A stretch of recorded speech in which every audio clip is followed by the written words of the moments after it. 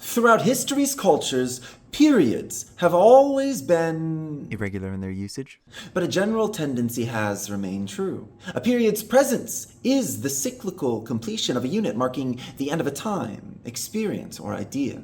Its absence Is the rambling of of thoughts, resulting in an always unwanted wall of text. Aborting this tendency to bond words in a massive paragraph, society gave birth to the consistent period. Though it is consistent in theory, the period gives pause in speakers, since so many speakers rely on that nebulous notion for all of the different punctuations. For so many, all punctuations, be it a period, comma, semicolon, colon, dash, squiggly guy, either breaks or mends a pause, which could possibly cause men to pause at all the wrong spots. And this unfortunate spotting situation, it's no fun. To stop the spot that burdens so many, we will apply these steps before we select a period on the SAT or ACT. The absolute bulk of the first semester was talking about language, grammar, parts of speech, and most importantly, function. Most of us learned a whole bunch of stuff, but as we transition to the SAT, it isn't necessarily true that most of us are being successful on the SAT. And I thought a lot about why that is. Why do we have the building blocks of knowledge, yet some of us can't build the darn beautiful houses that we deserve in the form of SAT results? I think it comes down to critical thinking. I don't mean to insult anyone, but I think that the critical thinking skills here are lacking. I feel like you don't understand that critical thinking involves being wrong a whole bunch on the way to being right just once. You reach a conclusion, you live with that conclusion. Or you hit a dead end and, well, you've reached your conclusion. I reflected on why I'm a good critical thinking, and I think it comes down to my mother raising me. I can draw specific lines back to individual activities I did where critical thinking was demonstrated in a very methodical way, and I had my thought process organized by her guidance. This is kind of what we're going to do now. An activity that mirrors my critical thought process so that you can get insight into my pathway. I'm your mother now. So get open your composition books, get to page 100 and 101, get out this activity, and we're gonna put all the pieces together. I'm gonna go fast, but what's cool about this video is if you need extra time to hit some notes down, pause the video, play it when you're ready. If something confused you, run back that time. Or if I talk too fast, then we'll just play at a slower speed. YouTube is pretty exceptional.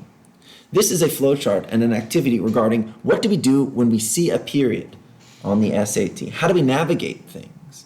I ask myself a litany of questions, all that are binary yeses or nos, sometimes restarting, and I'm bringing you into that process, and we're going to get it down on this page. The first question I ask myself when I see a period on the SAT is a simple, are words to the right of the period? We're going to use this first example sentence for this. So obviously, there's a yes or a no option for this, and a new paragraph or the end of the piece counts as a no. So I look at this period because the activity says the first period is that which we're evaluating. Is there a word or words to the right of the period?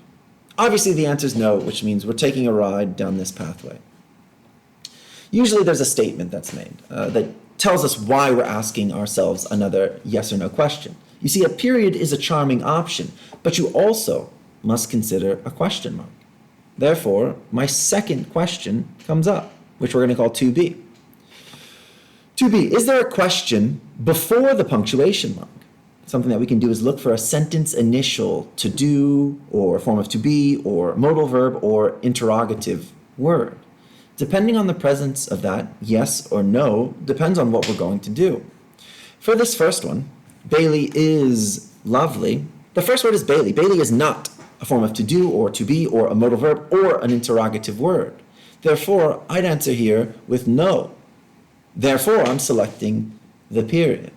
I'm going to be saying therefore a lot because it's this cause and effect process that's so important.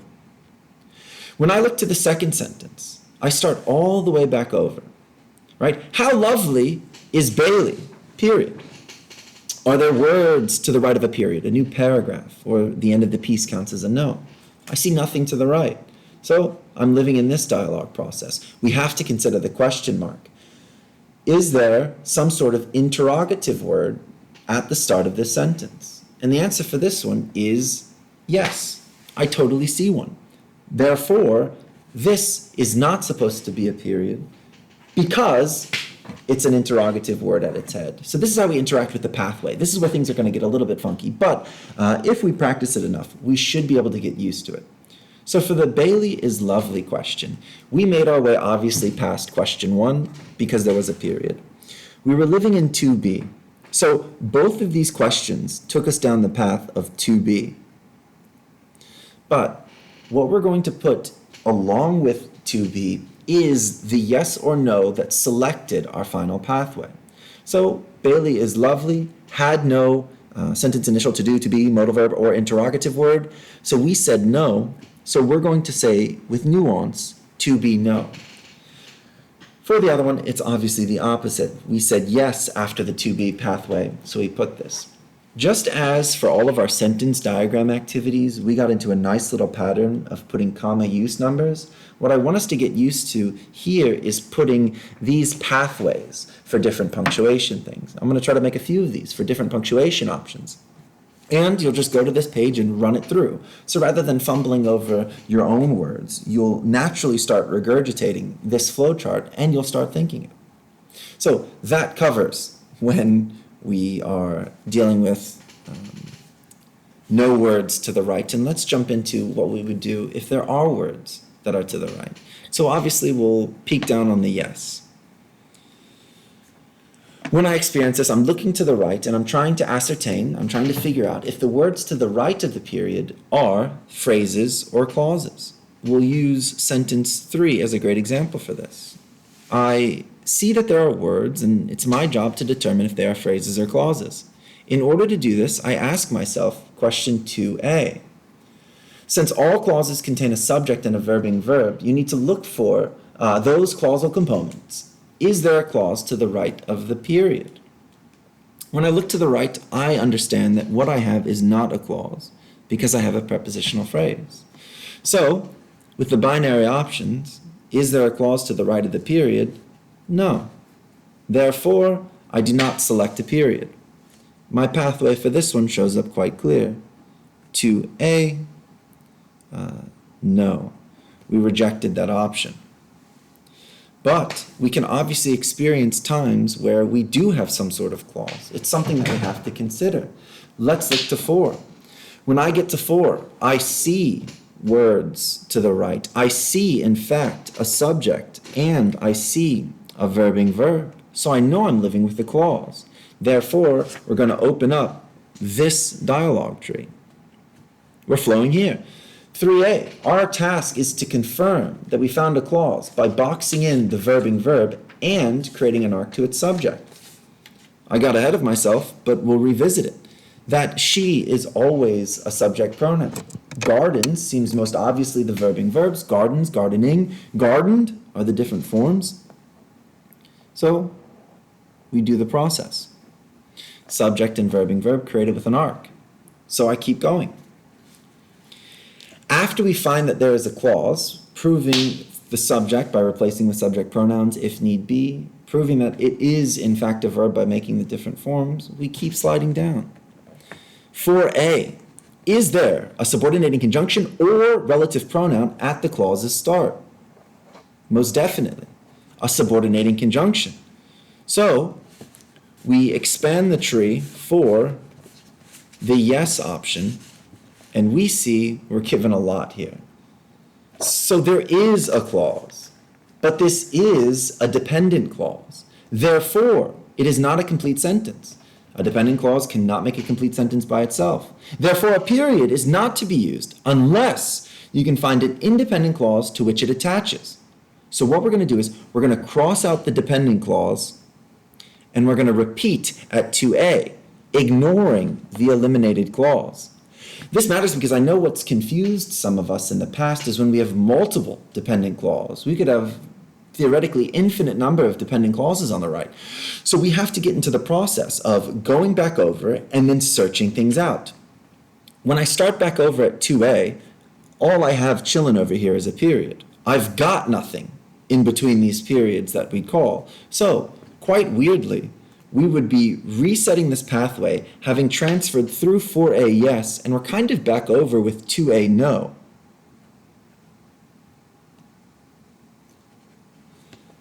because I wasn't able to find anything else over there. If I could have found an independent clause on the right side to which when she gardens attaches, then everything would have been fine. But I couldn't, so it isn't. We start over with 5, with the thought process. Are there words to the right of the period? You bet there are. Now we have to determine if the words to the right of the period are phrases or clauses. We're going to look for the clause components. I see a form of to have that's always verbing. Bailey can be replaced with she. Therefore, we have a subject and a verbing verb over here. Now this time, on this step, 4a, is there a subordinating conjunction or a relative pronoun at the clause's start? I don't have one. Therefore, I'm going down the no pathway. I have an independent clause. An independent clause is all we need to form a complete sentence because it would make a simple sentence. The requirement for the right side is duly satisfied. As long as nothing weird. I got hit with a freezing projector mix-up, which is awfully unfortunate, but it'll be fine. I was talking about something weird, fragmenting it. That's on page 8 when we talked about determiners must be determined, prepositional phrases shouldn't be lonely. You have a whole host of stuff on page 8 that talks about it. As we resume with question 5, we have identified that we have a subject and a verbing verb. So now we move on to the next step. Are the words to the left of the period a clause? Are the words a clause? And the answer for this one is no. We have some sort of prepositional phrase over here, so our pathway has led us to 5a, no. And has eliminated it. Let's see what happens when we've got a yes to this question. So we start over at the very beginning with 6. Just as she did then, she amazes me. Are words to the right of the period? For sure. Do we have a phrase or a clause to the right? I have verbing verb, subject. For 3a, we've done this. 4a, is there a subordinating conjunction or a relative pronoun at the clause's start? Negative. We're over here now. We've got everything that we want. Are there words to the left? Definitely. Is it a clause? Definitely. So for 5a, we have our yes. We do have a clause. So we're going to confirm, for 6a, confirm that we found a clause by boxing in the verbing verb and creating an arc to its subject. Did is going to be our verbing verb, doing, done, did. Our subject is going to be the subject pronoun she, often gifted throughout this activity. Now we're going to decide this clause type, and we ask ourselves the same question from before. Is there a subordinating conjunction or a relative pronoun at the clause's start? We have a yes, and therefore, just like before, there is no complete sentence, therefore no period without an independent clause to which the DC attaches. So we're going to cross out the dependent clause, and we're going to start over at 5a this time. So we see I have left a word over here. I did this on purpose to see that some things are left over. We ask ourselves, is this thing a clause? Most certainly no, therefore we're not selecting the period. So we're back to, even though we made it through steps 7a yes, we are going to say 5a no, because it ended in a very similar manner. I thought a lot about how I wanted to do this, and I don't need the checkpoint of touching it for this question. If I were to ask, though, what's the furthest step you got, you would say that I made it all the way to 6a yes. But the confirmation or the denying of the correctness comes from 5a no. For this final sentence, Bailey is cool. I should get home to her. Indubitably. We start over at the very top. We have a period right here. Are the words to the right of the period? Are there words over here? Most definitely. So we're on the left side. We have to figure out if the words are a phrase or a clause. They are most definitely a clause. A verbing verb in form of this modal verb should, and then we've got our subject. 4a, is there a subordinating conjunction or relative pronoun at the clause's start? No. So then I move on to the next step. Are there words to the left of the period? Most definitely. Are they phrases or clauses? I see is a verbing verb. Bailey is a subject, and we could replace it with the subject pronoun to prove it. Are the words to the left of the period? Yes. Is Bailey is cool an independent or a dependent clause? So we ask ourselves 7a. Is there a subordinating conjunction or a relative pronoun at the clause's start? Certainly not. And then we have this thing that we should be considering at the very end. There was no relative pronoun or a subordinating conjunction at the tail end there. So, like before, you have an independent clause. An independent clause forms a complete sentence, so the requirement for the left side is satisfied as long as nothing weird fragments it, just as I said before. This is where we would end here. There is no semicolon option. We've made it to 8a. No, that's where we get off this flow chart. But on the SAT, you would look around and see if there are semicolons. There will be a different page that has its own flow chart that tells us how a semicolon functions, but that's the way we go about doing this. I know that was kind of fast, but this front side just locks in a simple process. I don't think anything is new here. It's mostly the correctness of navigating the pathways, that we put the pathway that we end on in terms of question asked and the binary yes or no that led us to the period's correctness or wrongness. I hope that this is going to be successful. I think it'll be successful. Maybe this bottom left wasn't there, so I'll leave it up for a second. I hope you get all these notes. I hope this makes sense, why this might be a pivotal part of this classroom moving forward, so that nobody ever feels left out with too many complicated steps as we're doing stuff.